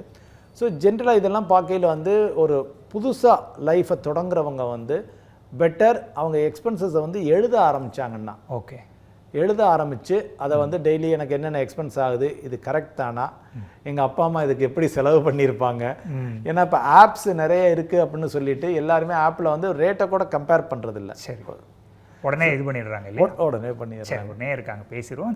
ரவிச்சந்திரன் சென்னையிலேருந்து. வணக்கம். Hello sir. வணக்கம் சார். தொடர்ந்து பேசுங்க சார். என்னோட பேர் ரவி, சென்னையிலேருந்து. சார், நான் SIPல வந்து இன்வெஸ்ட்மெண்ட் பண்ணியிருக்கேன். எனக்கு ஆக்சுவலாக 2 டவுட்டு. அந்த கோல்டு பத்திரம் வாங்குறது எப்படின்னு சொல்லிட்டு, ஏன்னா அது லாஸ்ட் இயர் பார்த்தேன், அதுக்கப்புறம் நியூஸ் பேப்பரில், அதுக்கப்புறம் எதுவுமே பார்க்கவே இல்லை. 2வது வந்து SIPல வந்து இன்வெஸ்ட்மெண்ட் பண்ணியிருக்கேன், அது வந்து 18% ரிட்டர்ன் தரேன்னு சொல்லியிருக்காங்க. நான் மந்த்லி 5,000 பிளான் பண்ணியிருக்கேன், 5 இயர்ஸ் போட்டிருக்கேன். அது 18% கம்பல்சரி வந்துடும்ல சார்? 18 ஆமாம், 18. சரி, ஓகே. எதில் பண்ணியிருக்காருன்றது இல்லை, அதான் என்ன 2 கேள்வி கேட்குறாரு. ஒன்று வந்து சாவரின் கோல்டு பாண்ட்ஸு, SGBன்னு சொல்லுவோம், கோல்டு பத்திரம் அப்படின்னு சொன்னார். எனக்கு கேட்டது கரெக்டாக இருந்தால் சாவரின் கோல்டு பாண்ட்ஸு. ஸோ அந்த கோல்டு பத்திரம், தங்கப்பத்திரம் வந்து மத்திய அரசாங்கம் வெளியிடுவதை நிப்பாட்டி விட்டது. ஸோ ஃபர்தராக கிடைக்காது, அவர் வேணும்னா மார்க்கெட்டில் தான் போய் வாங்கணும், மார்க்கெட்டில் ப்ரீமியத்தில் ரன் ஆகிக்கிட்டு இருக்குது. ஸோ அதை விட பெட்டர் வந்து அவர் கோல்டில் முதலீடு செய்யணும் அப்படின்னு நினச்சாருன்னா கோல்டு ஃபண்ட் ஆஃப் ஃபண்ட்ஸ் இருக்குது, கோல்டு ETF இருக்குது. பங்குச்சந்தை மூலம் வாங்குவது கோல்டு ETF, பேப்பர் மூலம் வாங்குவது அல்லது ஆன்லைன் மூலம் வாங்குறது வந்து கோல்டு ஃபண்ட் ஆஃப் ஃபண்டு. 2யுமே மியூச்சுவல் ஃபண்ட் நிறுவனங்கள் தான் நடத்துகின்றன. ஸோ ஃபர்தராக கோல்டு வேணும்னா அதுதான் சேஃபஸ்ட் அவென்யூ. இது எதுக்காக சொல்கிறேன்னா, இன்றைக்கி காலையில் தான் ஒரு கஸ்டமர் சொல்லிக்கிட்டு இருந்தார், அவர் எங்கேயோ போய் 25 லட்ச ரூபா போட்டிருக்காரு கோல்டு மைனிங் கம்பெனிஸில் போடுறோம்னு, பணமே வராது, திரும்ப வராது. ஸோ மியூச்சுவல் ஃபண்டுகளில் கோல்டு ஃபண்டு சேஃபானது. செகண்ட் வந்து அவர் கேட்ட கேள்வி வந்து மியூச்சுவல் ஃபண்டுகளில் நான் SIPயில் போட்டுக்கிட்டு இருக்கேன், 18% கிடைக்கும்னு கேரண்டி பண்ணியிருக்காங்க அப்படிங்கிறாரு. மியூச்சுவல் ஃபண்டுகள் சட்டப்படி வந்து மியூச்சுவல் ஃபண்டுகளில் வந்து கேரண்டீடு வருமானம் கிடையாது. யார் எந்த அட்வைசர் எந்த ஏஜென்ட்டு அது எந்த டிஸ்ட்ரிபியூட்டருமே உங்களுக்கு கேரண்டி பண்ணக்கூடாது, கேரண்டின்னு சொல்லக்கூடாது. ஸோ அதனால் அது மார்க்கெட்டை பொறுத்து எப்படி நம்ம கோல்டில் ரிட்டர்ன் எவ்வளோ கிடைக்கும் அல்லது ரியல் எஸ்டேட்டில் எவ்வளோ ரிட்டர்ன் கிடைக்கும்னு நம்மளால் கேரண்டி பண்ண முடியாதோ அதே மாதிரி மியூச்சுவல் ஃபண்டுகள்லையும் ரிட்டர்ன்ஸை வந்து கேரண்டி பண்ண முடியாது. ஒரு அசம்ஷன் எனக்கு எவ்வளோ கிடைக்கும் அப்படின்னா எவ்வளோ எதிர்பார்க்கலாம் அப்படின்னா ஒரு வருடத்திற்கு ஒரு 12% எதிர்பார்க்கலாம்னு ஒரு அசியூம் பண்ணிக்கலாமே தவிர கேரண்டீட் ரிட்டர்ன் கிடைக்காது, கேரண்டி செய்யவும் முடியாது யாராலையும். ஸோ அதனால் அதை நம்பி ஏமாறாதீங்க. சரி, அடுத்த நேயர் சென்னையிலேருந்து அரவிந்த். வணக்கம், உன் கேள்வியை கேளுங்க. My name is Aravind Saligramam. சொல்லுங்க. ஹலோ. சார், நான் எஸ்ஐபியில் இப்போ 10,000லேருந்து ஆரம்பிச்சு இப்போ 20,000க்கு வந்திருக்கு என்னோட இது பெர் மந்த்தாங்க? Per month. சரி. ஸோ இப்போ பார்த்தீங்கன்னா எனக்கு 6 years ஆகிடுச்சு. நான் இன்வெஸ்ட் பண்ணது 6.18. ஆக்சுவலி இன்னைக்கு டேட் வந்து 7.3 அப்படி வருது எனக்கு இப்போ எல்லாம் சேர்த்து. ஹலோ. தொடர்ந்து பேசுங்க. இப்போ 7.3 காமிக்குது. இன்னொரு 5 to 6 yearsல அது எவ்வளோ வரும்? அது ஒரு கேள்வி. அடுத்த கேள்வி வந்து இப்போ ஒரு 20 lakhs என்கிட்ட இருக்கு, அதை மியூச்சுவல் ஃபண்டில் எப்படி போடுறது? சரி, 2 கேள்வி கேட்டிருக்கு. அதாவது இப்போ 7.13 இருக்குது அப்படின்னா ஒரு ஆவரேஜாக வருடத்திற்கு இந்த தொகை இப்பொழுது இருக்கும் தொகை இருப்பு தொகை அது வந்து ஒரு 7.13 இருக்குங்கிறாரு.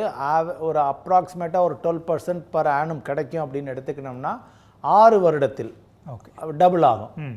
ஸோ இந்த 7.13ங்கிறது ஒரு 14.26 மாற வாய்ப்பு இருக்கிறது. கேரண்டீடு கிடையாது, அதை விட கூடவும் கிடைக்கலாம், சற்று குறைவாகவும் கிடைக்கலாம். ஒரு அசம்ஷன் வந்து டபுள் ஆகும் 6 வருஷத்தில். அவர் போட்டிருக்க இப்போ கையில் மியூச்சுவல் ஃபண்டில் முதலீடு செய்து வைத்திருக்கக்கூடிய 7 லட்சமானது 14,26,000 மாற வாய்ப்பு இருக்கிறது, நிறைய வாய்ப்பு இருக்கிறது. So that is number 1. Second வந்து என்னோட பல்க் ஒரு 20 lakhs இருக்குது அப்படிங்கிறாரு. ஸோ பல்க் 20 lakhs இருக்குது அப்படிங்கிறத வந்து அவருக்கு அந்த எவ்வளோ காலத்துக்கு அந்த பணம் தேவைப்படாது, அவருடைய இது வந்து இதை நம்பி அவர் லைஃப் இருக்குதா, அவருடைய ரிஸ்க் டேக்கிங் லெவல் என்ன, இதையெல்லாம் பொறுத்து தான் சொல்ல முடியும். உதாரணத்துக்கு எனக்கு ஒரு 10 வருஷத்துக்கு இந்த பணம் தேவையில்லை அப்படிங்கிற பட்சத்தில் நான் ஏறி இறங்கினாலும் கவலைப்பட மாட்டேன், நான் ஹை ரிஸ்க் டேக்கர் அப்படிங்கிற பட்சத்தில் வந்து large and mid gap, flexi gap, multi cap அப்படின்னு ஃபண்டுகள் இருக்கின்றன. அந்த கேட்டகரி உள்ள ஃபண்டுகளில் அவர் தாராளமாக முதலீடு செஞ்சுக்கலாம். நன்றி. அடுத்த நேயர் ஞானமணி. வணக்கம், உன் கேள்வி கேளுங்க. வணக்கம் சார். சார், அதாவது வெள்ளியில் முதலீடு பண்ணலாமா? அதாவது எப்படின்னா சார், வெள்ளியை வந்து பார், அதாவது 1 கிலோ கணக்கில் நாங்கள் வாங்கிட்டு அதை வந்து ரிட்டர்ன் கொடுக்கும்போது கடையிலேயே கொடுத்தா எங்களுக்கு பணமாக கொடுப்பாங்களா சார்? அது வந்து வெள்ளி பாரையா? வெள்ளி பார் சார். ஆமாம் சார். வெள்ளி பார் ஜென்ரலாக நீங்கள் இப்போ எந்த கடையில் வாங்குறீங்களோ ஜிஎஸ்டி போட்டு வாங்குவீங்க. 3% ஜிஎஸ்டி ஃபைம் ரைட். நீங்கள் பார் வாங்கையில் கமோடிட்டிஸ் ஃபிசிக்கலாக வாங்கையில் டேக்ஸ் கட்டி நீங்கள் ப்ராப்பராக பேன் கார்டு கொடுத்து பேங்க் அக்கௌண்ட் கொடுத்து எல்லாம் கொடுத்து வாங்குவீங்க. அப்படி வாங்கினா நீங்கள் திருப்பி விற்க போகலையும் அதே கடைகளில் தாராளமாக விற்கலாம், வாங்கிக்குவாங்க. இதில் ரேர் கேஸில் ஒருவேளை வெள்ளி விலை விழுந்து கொண்டே இருக்கிறது அப்படின்னு வச்சுருப்போம், இப்போ ஏறிக்கிட்டே இருக்குது, ஒருவேளை வெள்ளி விலை வீழ்ந்து கொண்டே இருக்கிறது அப்படின்னா சில கடைக்காரங்க நான் இப்போ வாங்கலை, ஏன்னா வாங்கி வச்சு ஒரு நாளைக்குள்ள அவங்களுக்கு நஷ்டமாயிட்டா என்ன பண்ணுவாங்க, அதுக்காக கொஞ்சம் பயப்படுவாங்க. பட் அதர்வைஸ் ஜென்ரலாக ஏறக்கூடிய காலகட்டங்களில் எல்லா கடைக்காரங்களும் வாங்கிக்குவாங்க. மார்க்கெட் ரேட்டை விட அவங்களுக்கு கொஞ்சம் கமிஷன் வச்சு கொஞ்சம் சற்றே குறைவாக வாங்கிக்குவாங்க. விற்கையிலையும் ஜிஎஸ்டி வரும், வாங்கையிலையும் ஜிஎஸ்டி வரும், ஒரு 3% அப்ராக்சிமேட்டாக வரும். ஓகே, நன்றி அழைத்தமைக்கு. சார், இப்போ நம்ம சேமிப்பு பற்றி பேசுகிறோம். 2 கேட்டகரி இருக்காங்க. நான் சொல்கிறது மிடில் கிளாஸ்லையும் லோவர் மிடில் கிளாஸில் அல்லது அப்பர் மிடில் கிளாஸ் வரைக்கும் வச்சுக்குவோம். இதில் எப்படி அப்படின்னா ஒரு நேர் இருக்காங்க, பேசிடுவோம். கார்த்தி, வணக்கம், உன் கேள்வி கேளுங்க. சின்னமனூர்ல இருந்து. சார், வணக்கம் சார். சார் சார் ஆக்சுவலி இப்போ பார்த்தீங்கன்னா நம்ம நிஃப்டியோட வெயிட்டேஜ் பார்த்தீங்கன்னா லார்ஜ் கேப் ஸ்டாக்ஸ் தான் சொல்கிறாங்க. ஸோ ரிலையன்ஸ், HDFC பேங்க், இந்த பிக் ஸ்டாக்ஸுங்கிற மாதிரி சொல்கிறாங்க. ஸோ இந்த லாஸ்ட் 1 year 2 years பார்த்தீங்கன்னா அதோட ரேலி வந்து ரொம்ப பெருசாக இல்லை, TCS அந்த மாதிரி கம்பெனிஸ். ஸோ இப்போ வந்து இது right time to buy those stocks அப்படின்னு சொல்லி அது ஃபர்ஸ்ட் கொஸ்டின் சார். செகண்ட் கொஸ்டின் வந்து நம்மளோட மார்க்கெட் வந்து எப்படி இந்த மாதிரி வேர்ல்டோட நியூஸுக்கு ஏற்ற மாதிரி தான் மெதுவாக தான் அப்ஸ் அண்ட் டவுன்ஸ் வருமா, இல்லை நம்ம மார்க்கெட் வந்து எமர்ஜிங் மார்க்கெட்டுங்கிற மாதிரி ஸோ வல்லுநர்களை பேசிகிட்டு இருக்காங்க. ஸோ அதை நம்ம எடுத்துக்கிட்டு நம்ம நல்லா இன்வெஸ்ட் பண்ணி கான்ஃபிடென்ட்டாக இன்வெஸ்ட் பண்ணி இதில் வந்து நம்ம பயனடையலாமாங்கிறது அது ஒரு கொஸ்டின் சார். ஸோ இன்னும் லாஸ்ட் கொஸ்டின் சார். ஸோ இப்போ நான் வந்து கான்ஃபிடென்ட்டாக இன்வெஸ்ட் பண்ணுற மாதிரி இருந்தால் ஸோ நல்லா வெல்த் கிரியேட் பண்ணுற மாதிரி இருந்தால் how many years நான் வெயிட் பண்ணணும்? ஸோ நான் வந்து 7 to 10 years வெயிட் பண்ணுறதுக்கு நான் ரெடியாக இருக்கேன் அப்படின்னா நான் என் சேலரி மணியில் ஒரு பார்ட் ஆஃப் த சேலரியை வந்து இன்வெஸ்ட் பண்ணிக்கிட்டே இருந்தால் தட் இஸ் அ குட் அப்ரோச்சான்னு மட்டும் சொல்லுங்கள் sir. Once again thank you so much sir Palaniappan sir, ரொம்ப தேங்க்யூ ஃபார் 3 கேள்வி கேட்டிருக்காரு சார். ஃபஸ்ட்டு கேள்வி வந்து ஸ்டாக்ஸை பற்றி கேட்குறாரு. ஸோ ரேலி ஆகலைன்னு சொல்லி நம்ம இண்டிவிஜுவல் ஸ்டாக்ஸை பற்றி எதுவும் பேசுகிறதில்ல, ரெக்கமெண்டேஷன் கொடுக்கக்கூடாது, அது எனக்கு அனுமதியும் கிடையாது. ஸோ ஜென்ரலாக வந்து பார்த்திங்கன்னா இப்போ நம்ம லாஸ்ட்டு ஒரு 15 months 16 months வந்து இந்தியன் மார்க்கெட்ஸ் வந்து மேஜராக மூவ் அப் ஆகலை. அதே இடத்துல ஒரு 15-16 மாதத்துக்கு முன்னால் எங்கே இருந்துச்சோ அதே நிலையில் தான் இப்பொழுதும் இருக்கிறது. வேறஸ் வேர்ல்டு லெவலில் அமெரிக்காவாகட்டும் ஐரோப்பாவாகட்டும் பல ஏஷியன் நேஷன்ஸ் ஆகட்டும் எல்லா இடத்துலையும் பங்குச்சந்தைகள் இந்த கடந்த 15-16 மாதத்தில் மேல் நோக்கி போயிருக்கிறது. ஸோ அப்படிங்கையில் வந்து இனி அடுத்த 1 வருடம் 2 வருடம் 3 வருடங்களில் வந்து பார்த்திங்கன்னா இந்திய சந்தை ஓரளவு பிரகாசமாக இருக்க நிறையவே வாய்ப்பு இருக்கிறது அப்படிங்கிறத நம்ம சொல்ல முடியும். ஆல்ரெடி வந்து இந்த கரெக்ஷன் வந்தது, மார்க்கெட்டில் கரெக்ஷன் வந்து திருப்பி ஏறி இப்போ ஓரளவு பேஸ் லெவலில் இருக்குது. இனி வருங்காலம் இந்த 2026 வந்து ஒரு நல்ல ஆண்டாக அமையும் அப்படின்னு தான் எல்லாருடைய எதிர்பார்ப்பு இருக்குது. From economist to fund managers எல்லா சிஇஓஸ் எல்லாருமே கான்ஃபிடன்ஸ் லெவல் நல்லா இருக்குது. அதனால் வந்து இந்த 26-27 காலகட்டங்கள் நன்றாக இருக்கும். ஸோ அதனால் தாராளமாக ஒரு முதலீடு ஈக்குட்டியில் ரிஸ்க் எடுத்து முதலீடு பண்ணுறதா இருந்தாக பண்ணிக்கொள்ளலாம். There is no issue about it. அது மாதிரி இப்போ நான் என்னுடைய பணத்தை கொண்டு வந்து நான் கொஞ்சம் பல்காக முதலீடு செய்யலாமா அப்படின்னு கேட்குறாரு. எந்த மாதிரி ஏரியாக்களில் முதலீடு செய்யலாம் அப்படின்னு கேட்குறாரு. 7 வருஷம் 10 வருஷம் அவர் காத்திருக்கும் பட்சத்தில் மல்டி கேப் ஃபண்ட்ஸ் வந்து ஒரு நல்ல கேட்டகரி. மல்டி கேப் ஃபண்ட்ஸில் வந்து ஒரு மினிமம் 25% லார்ஜ் கேப் நிறுவனங்கள்லையும் மினிமம் 25% ஸ்மால் கேப் நிறுவனங்கள்லையும் மினிமம் 25% மிட் கேப் நிறுவனங்கள்லையும் ஃபண்ட் மேனேஜர் முதலீடு செய்வார். எஞ்சியுள்ள 25% வந்து ஃபண்ட் மேனேஜர் அவருடைய டிஸ்கிரிப்ஷனில் பண்ணிக்குவார். ஸோ ஒரு good mixture of growth and stability எல்லாம் இருக்கிறதுனால மல்டி கேப் கேட்டகரியில் வந்து தாராளமாக அவர் அடுத்த ஒரு 7 to 10 வருடங்களுக்கு தேவையில்லை, பணம் தேவையில்லை, ரிஸ்க் எடுக்க தயார் அப்படின்னா தாராளமாக முதலீடு செய்யலாம். ஒரு நல்ல வருமானத்தை கொடுக்கும் அப்படிங்கிறது என்னுடைய நம்பிக்கை. சரி சார், ஒரு நேயர் இருக்காங்க, ஆனந்தகுமார் கும்பகோணத்துலேருந்து. வணக்கம், கேள்வி கேளு. வணக்கம் சார், நான் வந்து ஷேர்ஸ் வந்து ஐஆர்சிடிசின்னு ஒரு ஷேர் பர்டிகுலராக வாங்கியிருக்கேன். ஒரு 30,000 ஷேர் வச்சுருந்தேன். ஸோ அந்த ரேட்டு வந்து 3 times 4 times போயிடுச்சு. திருப்பி வந்து டவுன் ஆகி 1 வருஷமா அப்படியே இருக்கு. ஸோ அது எக்ஸிஸ்ட் லெவலுங்கிறது ஒரு ஷேரை எந்த ஸ்டேஜில் நம்ம வெளியில் வரணுங்கிறது எனக்கு ஃபிக்ஸடாக தெரியல. அதுக்கு ஏதாவது ஒரு ஃபார்முலா இருக்கா, இல்லை எப்படி அது தெரிஞ்சுக்கணும்? ஷேர் இண்டிவிஜுவல் ஸ்டாக்கை பற்றி அதனுடைய ப்ரைஸை பற்றி நான் ஐ ஒன்ட் கமெண்ட். பட் ஜென்ரலாக ஆஸ் அ ஸ்ட்ராட்டஜி அப்படின்னு வந்து பார்த்தீங்கன்னா ஜென்ரலாக வந்து சரி there are different type of investors. ஒன்று வந்து இப்போ நீங்களே உங்களுக்கு ஃபுல் அண்ட் ஃபுல்லாக எல்லாம் தெரியும், ஓரளவு ரிசர்ச் எல்லாம் தெரியும் அப்படின்னா இண்டிவிஜுவல் ஸ்டாக்ஸில் போங்க. ரிசர்ச்சு அந்த அளவுக்கு உங்களுக்கு ஒரு ஞானம் இல்லை அல்லது நேரமின்மை காரணம் அப்படின்னா பெட்டர் வந்து மியூச்சுவல் ஃபண்ட் ரூட்டில் போயிடுறது பெட்டர். ரெண்டாவது வந்து உங்கள் ரிஸ்க் லெவலையும் நீங்கள் கன்சிடர் பண்ணணும். ஒரு 20,000-30,000 ஷேர் வந்து ஒரே நிறுவனத்தில் போய் வாங்கி வச்சுக்கிறதுக்கும் அந்த பணத்தை கொண்டு போய் ஒரு டைவர்ஸ்ஃபைடு போர்ட்ஃபோலியோவில் போடுறதுக்கு நிறைய வித்தியாசம் இருக்குது. ஏன்னா இது உங்களுடைய வாழ்க்கையே வந்து இந்த ஒரு ஸ்டாக்கை நம்பி இருக்கும். வேறஸ் இங்கே வந்து உங்களுடைய வாழ்க்கை வந்து இந்தியாவுடைய பொருளாதாரத்தை நம்பி இருக்கும். ஒரு மியூச்சுவல் ஃபண்டில் ஒரு போர்ட்ஃபோலியோ ஆஃப் ஸ்டாக்ஸில் போடையில். So always individual stocks are higher risk, carry higher risk than a portfolio of stocks. ஒன்று நீங்கள் எக்ஸிட் ஆகணும் அப்படின்னா இதுக்கு வந்து நீங்கள் தொடர்ந்து ஒரு ரிசர்ச் அனலிஸ்ட்னு எக்ஸாமெல்லாம் இருக்குது. ரிசர்ச் அனலிஸ்ட்லாம் படிச்சிங்கன்னா உங்களுடைய ஞானம் கொஞ்சம் வளரும். இன் ஜென்ரலாக வந்து நீங்கள் யூஸ்வலாக வந்து ஒரு நல்ல ப்ராஃபிட் வருது அப்படின்னா ஒரு போர்ஷனை அதை விட்டு வெளியில் வர்றது நல்லது. இப்போவும் அவர் சொல்கிறத பார்த்தா அவர் லாபத்தில் தான் சில பங்குகளில் இருக்கார் அப்படின்னு தோணுது. அப்படிங்கையில் அதுலேருந்து ஒரு போர்ஷனை எடுத்து மியூச்சுவல் ஃபண்ட் போன்ற கேட்டகரியில் ஒரு குரூப் ஆஃப் ஸ்டாக்ஸ் எங்கே ஒரு போர்ட்ஃபோலியோ ஆஃப் ஸ்டாக்ஸ் ஓன் பண்ணுறாங்களோ அந்த மியூச்சுவல் ஃபண்டுக்கு மாற்றுவது நல்லது அப்படிங்கிறது தான் என்னுடைய அபிப்பிராயம். நன்றி. அடுத்த நேயர் திருச்சியிலேருந்து மேகலா, கேள்வி கேளு. வணக்கம் சார். வணக்கம் சார், நான் ஒரு மிடில் கிளாஸ் மந்த்லி 30,000 ஏர்ன் பண்றேன். சேவிங்ஸ் இருக்கு. அதை நான் எஸ்ஐபியில் இன்வெஸ்ட் பண்ணலாமா, கோல்டில் இன்வெஸ்ட் பண்ணலாமா சார்? இப்போ அவங்களுடைய தேவையை பொறுத்தது. இப்போ கோல்டு ஏறுதுங்கிறதுக்காக கேட்குறாங்கன்னா அப்போ பண்ண வேண்டாம். ஸோ இப்போ எனக்கு வந்து ஒரு நல்ல லாபம் வேண்டும், நீண்ட காலத்தில் ஒரு டீசெண்டான வருமானம், ஃபிக்ஸட் டெபாசிட்டை தாண்டிய பணவீக்கத்தை தாண்டிய வருமானம் வேண்டும் அப்படின்னாங்கன்னா மியூச்சுவல் ஃபண்டுகளில், ஏன்னா கோல்டு ஃபண்டும் இருக்குது, அதுவும் மியூச்சுவல் ஃபண்டு தான்.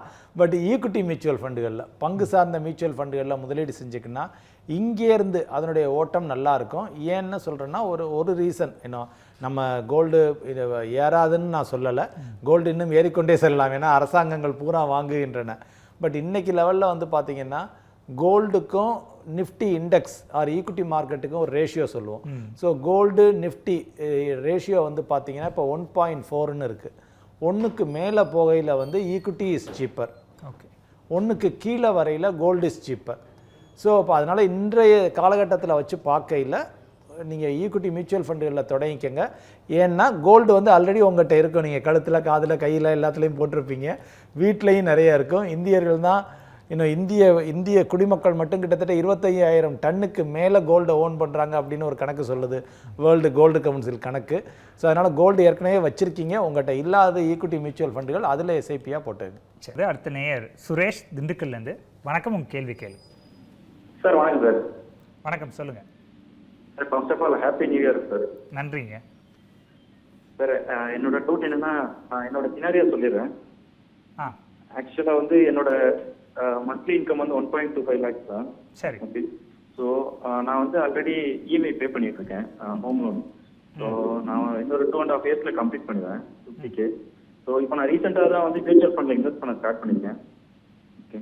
ஸோ அதில் வந்து லார்ஜ் மிட் கேப்பு, அப்புறம் வந்துட்டு ஃப்ளெக்ஸி கேப்பு, அதுலேயும் ஃபண்ட் ஆஃப் ஃபண்ட்ஸ்லேயும் நான் போட்டிருக்கேன். ஸ்பிட் பண்ணி 40-40-20ன்ற மாதிரி 40% 20%, அதாவது 6,000 தான் ஸ்டார்ட் பண்ணியிருக்கேன்.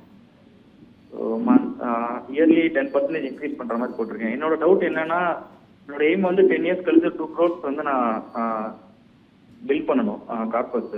ஸோ அதுக்கு நான் இப்போ பண்ணியிருக்கக்கூடிய பிளான் கரெக்டா, இல்லைன்னா எப்படி ப்ரொசீட் பண்ணணும்னு கேட்கலாம் தான். சரி, டெஃபினட்டாக அதாவது நீங்கள் இப்போ யங் ஏஜில் ஸ்டார்ட் பண்ணியிருக்கீங்க, ஒரு நல்ல தொகையை போடுறீங்க, 1,20,000 ரூபா பர் மந்த்து போடுறேங்கிறீங்க எஸ்ஐபியில். ஸோ அப்படிங்கையில் வந்து உங்களுக்கு கிட்டத்தட்ட ஒரு 10-11 வருஷத்தில் வந்து இப்போ நீங்கள் ஒரு இஃப் ஐம் ரைட் 1,20,000 1.25 நான் சம்பளம் வாங்குறேன், அதில் ஹோம் லோன் கட்டிட்டு இதுவும் சொல்கிறேன் 40,000 ரூபா போடுறாங்க இல்லையா? 2 கோடி ரூபா ரீச் பண்ணால் அதான் என் டார்கெட் அப்படின்னு சொல்கிறேன். 2 கோடி ரூபா ரீச் பண்ணுறது, 2 கோடி ரூபா ரீச் பண்ணுறதுக்கு அதாவது நீங்கள் ஒரு 20 வருஷம் அப்படிங்கிற மாதிரி ஒரு டார்கெட் வச்சுக்கினீங்கன்னா தாராளமாக பண்ண முடியும். இது ஒரு 40,000 ரூபா மாதம் கட்டிக்கிட்டு இருக்கீங்கன்னா வருஷத்துக்கு ஒரு 4,80,000 ரூபா 5 லட்சம் ரூபா கட்டுறீங்க. 10-11 வருஷத்தில் 55 லட்சம் கட்டியிருப்பீங்க. 11 வருஷத்தில் வந்து அது டபுள் ஆகும், 1,10,00,000 ஆகும். அப்ராக்சிமேட்டாக ஒரு 12% கிடைக்கும்னு வச்சுக்கணும்னா. ஸோ நீங்கள் மாதம் வருடம் ஒரு 10% இன்க்ரீஸ் பண்ணையில் அது இன்னும் கொஞ்சம் உங்களுக்கு கூட்டித்தரும். ஸோ ஒரு 2 crore டார்கெட்னால் உங்களால் ஈஸியாக அச்சீவ் பண்ண முடியும். இந்த லெவலோடு நிப்பாட்டிக்காமல் உங்களுக்கு எவ்வளவு சர்ப்ளஸ் இருக்கோ அவ்வளோ வந்து நீங்கள் புஷ் பண்ணிக்கோங்க. உங்களுடைய செலவுகள் எல்லாம் போக, இஎம்ஐ செலவுகள்லாம் போக எவ்வளோ சர்ப்ளஸ் இருக்கோ அதை வந்து முதலீட்டுக்கு புஷ் பண்ணிக்கோங்க. The earlier you push the better you are. அதனால் வந்து தாராளமாக நீங்கள் பண்ணலாம். நீங்கள் செய்கிற பிளான் ஓகே. இன்னும் 10-15 வருஷம் இருக்குன்னா இன்னும் கொஞ்சம் நான் என்னால் ஹை ரிஸ்க் எடுத்துக்க முடியும் அப்படின்னா கொஞ்சம் மிட் கேப் ஃபண்ட்ஸ் நீங்கள் பார்க்கலாம். ஸ்மால் கேப் ஃபண்ட்ஸ்லையும் கொஞ்சம் இன்வெஸ்ட்மெண்ட்டை டைவர்சிஃபை பண்ணிக்கலாம். ஏன்னா நீங்கள் லார்ஜ் அண்ட் மிட் கேப் போட்டிருக்கோங்கிறீங்க, multi cap, small cap, mid cap அது மாதிரி ஃபண்டுகள்லையும் நீங்கள் பார்க்கலாம். சரி, நன்றி. அடுத்த நேயர் பாபு ஸ்ரீபெரும்புதூர்லேருந்து. வணக்கம், கேள்வி கேளு. வணக்கம். மியூச்சுவல் ஃபண்ட் பற்றி எதுவும் தெரியாது, ஃபர்ஸ்ட் பண்ணலான்னு இருக்கோம். யாரை கான்டாக்ட் பண்ணுறது, எவ்வளோ அமௌண்ட் கட்டுறது, அதை பற்றி டீட்டெயில் பண்ணுங்கள். சரி, மியூச்சுவல் ஃபண்டுகளில் நீங்கள் எவ்வளோ வேணாலும் கட்டலாம். மினிமம் குறைந்தது 100 ரூபாயிலிருந்து உங்கள் வசதிக்கு ஏற்ப தாராளமாக கட்டிக்கலாம். நிறைய பேர் இன்றைக்கி ஆவரேஜாக 3,000 ரூபா 5,000 ரூபா போடுறாங்க, பல லட்சங்கள் போடுறவங்களும் இருக்காங்க. ஸோ உங்களால் எவ்வளவு முடியுமோ உங்களுடைய மாத சர்ப்ளஸ் போக தாராளமாக பண்ணிக்கங்க. அதுக்கு வந்து பேன் கார்டு அவசியம், ஆதார் கார்டு அவசியம், பேங்க் அக்கௌண்ட் அவசியம். இது 3 அவசியம். ஸோ உங்கள் ஏரியாவில் உள்ள மியூச்சுவல் ஃபண்ட் டிஸ்ட்ரிபியூட்டரை பாருங்கள். மியூச்சுவல் ஃபண்டுக்குன்னு டிஸ்ட்ரிபியூட்டர்ஸ் இருக்காங்க. யார் இருக்காங்க அப்படின்னு நீங்கள் தெரிஞ்சுக்கணும் அப்படின்னா ஆம்ஃபிங்கிற வெப்சைட் இருக்குது, AMFI, association of mutual funds in India. அதில் போய் போட்டு பார்த்துக்கிட்டிங்கன்னா எந்தெந்த ஏரியாவில் யார் யார் இருக்காங்க அப்படிங்கிறதும் தெரியும் உங்களுக்கு. சரி, நன்றி. அடுத்த நேயர் குமரியிலேருந்து. வணக்கம், கேள்வி கேளு. தீபா ராணி. டிவி வால்யூமை மியூட் பண்ணுங்கள், ஃபோனில் கவனம் வச்சு பேசுங்க. வணக்கம்மா. வணக்கம் சார். டிவி பார்க்காதீங்கம்மா, டிவி வால்யூமை மியூட் பண்ணிவிட்டு ஃபோனில் கான்சன்ட்ரேஷன் பண்ணி பேசுங்க. வணக்கம் சார். தொடர்ந்து பேசுங்க. மியூச்சுவல் ஃபண்ட்ல எல்லாருக்கும் large cap, mid gap, small gap எல்லாம் சொல்லிட்டீங்க. இப்போ இப்போ நாங்கள் அமௌண்ட் அதை இன்வெஸ்ட் பண்ணும்போது மெச்சூரிட்டி ஆகி ஒரு அமௌண்ட் வரும் இல்லைங்களா சார்? மியூச்சுவல் ஃபண்ட்ஸில் போட்டிருக்கீங்க, பிடிச்சி கொடுப்பாங்களா இல்லை டோட்டல் அமௌண்ட்டையும் தருவாங்களா சார்? சரி, மொத்தமாக முடிஞ்ச பிறகா?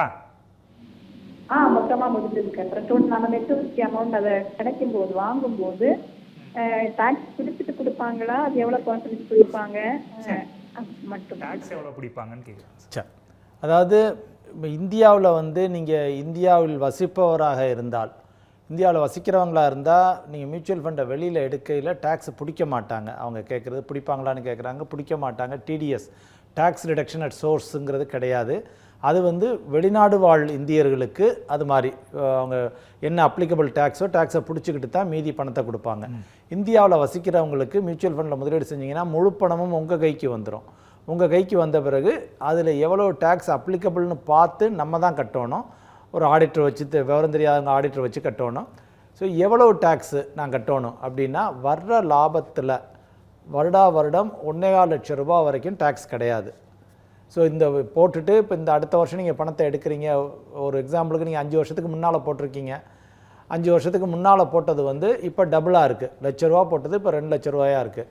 அந்த 2 லட்சத்தையும் போய் நீங்கள் வித்ட்ரா பண்ணுறீங்க அப்படின்னா அந்த ₹1,00,000 லட்ச ரூபா வரைக்கும் டேக்ஸ் கிடையாது. அதனால் நீங்கள் டேக்ஸ் கட்ட வேண்டாம், ₹2,00,000 எடுத்துக்கிட்டுலாம். இப்போ அதே சமயம் நீங்கள் 5 லட்சம் போட்டது 5 வருஷத்துக்கு முன்னால் இப்போ 10 லட்சமாக இருக்குது. அப்போ ₹5,00,000 உங்களுக்கு லாபம். அந்த ₹5,00,000 லாபத்தில் ₹1.25 லட்சம் நீங்கள் வரி ஏதும் கட்ட வேண்டாம்.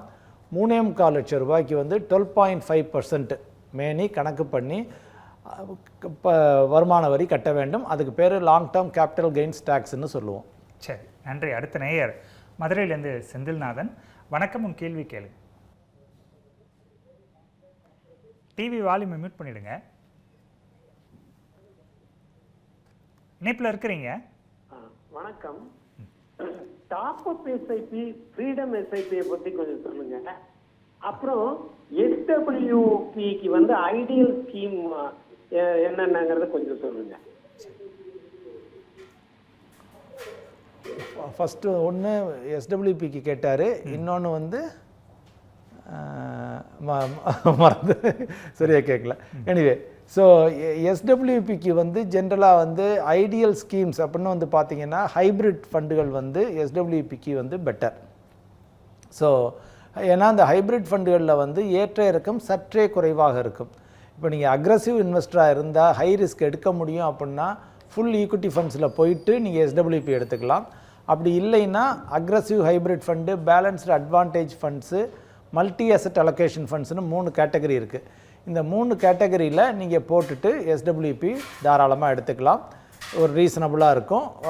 Still mutual fund investments R subject to market risk, but ஒரு ரீசனபிள் ரிட்டர்ன்ஸ் கிடைக்கும். ஆனால் மியூச்சுவல் ஃபண்டுகளில் நீங்கள் முதலீடு செய்கிற தொகையை மினிமம் ஒரு 5 வருஷமாவது தேவையில்லை, எனக்கு 7 வருஷம் தேவையில்லை அப்படிங்கிற பணத்தை மட்டும் கொண்டு வாங்க.